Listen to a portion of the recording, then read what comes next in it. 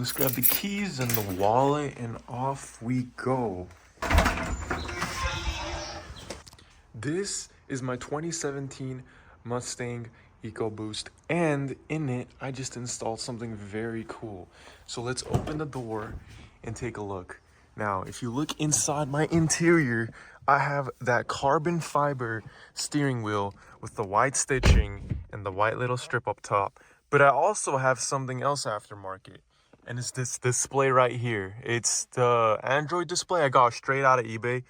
Now, let me tell you guys, I was really upset because every display I looked for online was minimum 600 bucks, and I wanted a budget option. And I think whoever's watching this video has the same problem. So I was looking around and I was looking at different options, and most of them were Dynavin or the little 8-inch to 10-inch conversion. And those were minimum 600 bucks to like 1.5K. I mean, the Tesla screen is like $1,000. And I just wanted something that looks clean, works, and gets the job done. And this is what I got. All right, so I got the display on. I had to disconnect it from CarPlay because it was just messing with me recording the video. But this is how it looks on. Now, this is the home menu without CarPlay. I only use this with CarPlay. If you guys aren't aware of what CarPlay is, it basically just puts up my phone's navigation, Spotify, everything onto the screen. But it does have its own like little homepage, as you can see. Let me try and like not get the light in here, but everything is in here. I mean, if I go to like the little app portion right here, let me go back here. If I go to the apps up here, it's an Android display. I can download any app I want. So right now it's not hooked up to Wi-Fi, and I don't have like Wi-Fi installed in my computer or my car where I could just walk around. But I mean, it has all these apps and you can customize everything. I have not touched any of the settings. This is how you get it. I know that you can change the startup animation, so when you turn on the car, instead of an Android logo popping up, you can set it as like a pony, the Mustang logo. You also have this little robot here. I'm gonna leave the link in the description of which one I bought, but I just want to talk about these Android displays because you're gonna see them on Amazon, you're gonna see them on eBay, and they're about like 200 bucks. And honestly, at first when I saw them, I was kind of sketched out. I was like, these probably aren't good, and they didn't have a lot of information to go with them. But I took the risk, I installed it, and honestly, I'm very happy with it. I've been using this for a few months now, and I'll give it like a solid 8 out of 10, man. It has navigation that hooks up to my phone. It has Spotify. It works with all the features. All of these buttons work. And if I do want, I can just click M over here and look at the screen. I can switch over to just like the default sync device and aux and everything. So like I'm just cycling through the M. Another thing, it hooks up to my controls on here. I can control the volume. I can decrease it. I can switch songs. So it hooks up to my steering wheel. On top of that, I think something a lot of people care about is the reverse camera. So if I actually put my foot on the brake, yeah. So if I put my foot on the brake, you can see my backup camera turning on. You can see it right here. So it does actually hook up with my reverse camera from the factory. I don't have an aftermarket camera installed. All you need to do is go into the settings and use the wire provided, and you could hook up to the factory camera settings. But besides that, I've only have good things to say about this. I mean, for one, the price, it cost me 200 bucks. I got the 4 GB of RAM version with 32 gigabytes of storage. I don't download songs, so I don't need lots of storage. And also, 4 gigabytes of RAM is literally the optimal they recommend for just like a smooth screen. So like if I click it, it's pretty darn smooth. Like I'm clicking it, it goes over, I swipe. Like this is pretty smooth. And it has 4 gigabytes of RAM. There's 6 GB option, there's 8 GB option, there's 16 GB option RAM. And so if you're like kind of paranoid about it not being smooth, you can step up to 8 gigabytes of RAM or to 16. It's gonna cost a little bit more, but I mean that's the price to pay. So what else is there to talk about? I mean, you can switch back to the sync display on this. So if I actually go over here, and go to car media, well, this is just radio right now. Let me just find that little button over there for you guys. But you can switch over to the sync. So if you like the sync for some reason, you could switch back to that. There's also Android Auto, so it is both Android Auto and Apple CarPlay. You just hook it up with Bluetooth. You can use aux. All of these little buttons down here, they work. Everything, climate control works. Tune doesn't work with this until you switch over to the sync um, option over there. So installation process. Installation, can it be done at home? Yes. I installed all of this at home by myself.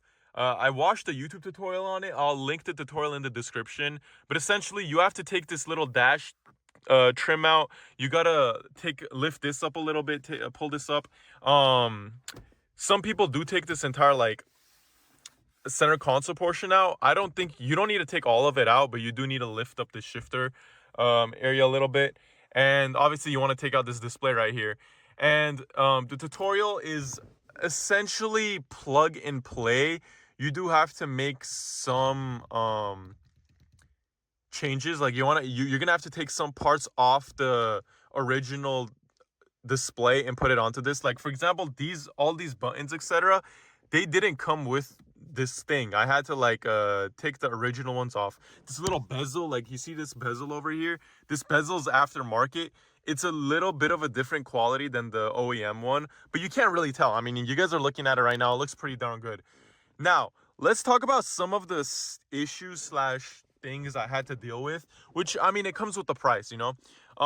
First one was, again, the quality of this little bezel. It's not the same as the OEM. I mean, this is OEM, this is aftermarket. I'm pretty sure if I, like, scratch my nail over it, it'll stick, so it's a little bit, sensitive, I'd say. Another thing is it's not perfect. So right now you can't tell, but at nighttime, like between these cracks over here and over here, like that area, you can see a blue light. Like you see this blue light on my gauges. You can kind of see the blue light go through these edges and bleed through. It honestly looks cool, but again, if that's gonna bother you, that's one thing that happens. Another issue I had, which went away, was this start button would get stuck under the bezel over here. So I would start the car and it would get stuck under the bezel, and then it would throw up like a little light that said, check your car manual, something is up. Because obviously you're not supposed to be it thinks I'm holding down the start button, which I'm not. So that was another bad thing about it. In terms of while you're driving, I mean, it hooks up to your phone, does CarPlay navigation. It's pretty accurate.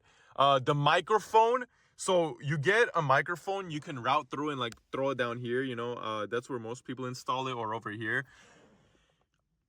That microphone is horrible, man. When I call someone I never use the microphone. It is so bad. The other person can't hear anything. So when someone calls me, I quickly get on my phone and switch to speaker on my phone instead of the actual instead of the actual car, because the microphone just sucks. Now, it might be me. I installed it over here. I installed the microphone over here. So it might be because I installed it in a horrible spot. Maybe you guys can test it out, find a better spot, but the microphone sucked. So that was the one bad part. And then another thing is, if you look, the display cuts off over here. So I'm going through, but like, look, it's cut off. So like the display kind of goes in to your this dash part, which, I mean, is it really a problem? No. I mean, I can still access everything on the screen, and if I do want to like pull this down, it's just a little bit hard, you know, like I can't get that. But then again, I don't think you're gonna be needing. I've never touched it. It's never been like a hindrance to me, you know. Usually my day goes, I go over here, my car starts up, it automatically connects to CarPlay. Now if I want to hook it up separately, like to my friends, I would just click on CP link and then I just connect my Bluetooth and it hooks up to CarPlay. That's it. That's the only time I touch the display. If I wanted to raise the volume, I just click this button and it raises the volume. I mean, you don't really need all these extra stuff. So yeah, we got the display over here, and the only bad part is it cuts off over here. The microphone sucks. The bezel kind of bleeds through with light during nighttime, and that the little start and stop button gets stuck under this. This went away. I think it was just a really tight fit, and then after a few times it hasn't happened again. So that one's fine. The light is very minuscule. I mean, it's like a pet peeve thing. If that bothers you, you could easily put some duct tape behind this or like in these cracks wherever you see the light and get rid of that. The microphone, I mean, that might have been how I placed it. Maybe there's better placement, or just don't install the microphone at all. And then in terms of the display cutting off, there's, I mean, nothing really you can do about that. But what you can do is, well, nothing. You can't really do anything about that, but it's not that much of an issue in my opinion. End result, it's a very big upgrade, and I 100% recommend you guys to go do it. I mean, you can find it on eBay, Amazon. Just you once you see these little, you see the little side things over here, you'll see displays with this. You can just buy this one. I mean, I tested it out. I give it a thumbs up, man. This is insane. I mean, my interior looks so much better. With the carbon fiber steering wheel and now a display and these gauges, I mean, the interior is looking pretty good. What do you guys think? In terms of other interior upgrades, I have these little red thingies in here. I'm gonna take those out. I don't like them, honestly. They're kind of tacky. But I'm planning to get cat skin seat covers to turn these into leather seats with more white. It's gonna have like white little inserts over here. It'll look nicer. So I want to get that. In terms of interior, I want to get ambient lighting in the footwell to match the blue up here. And then I'm not the biggest fan of too much carbon fiber. Maybe you guys can let me know. I've seen people put carbon fiber here. I've seen them put this carbon fiber here. Carbon, like, I don't know. There's so many places you can put carbon fiber. I have it on my steering wheel. It looks great. I mean, the steering wheel looks great. But I want to get a little bit more carbon, so that's another interior upgrade I would do. But again, the display, it has reverse camera. You don't need to get aftermarket reverse camera. It hooks up with the OEM.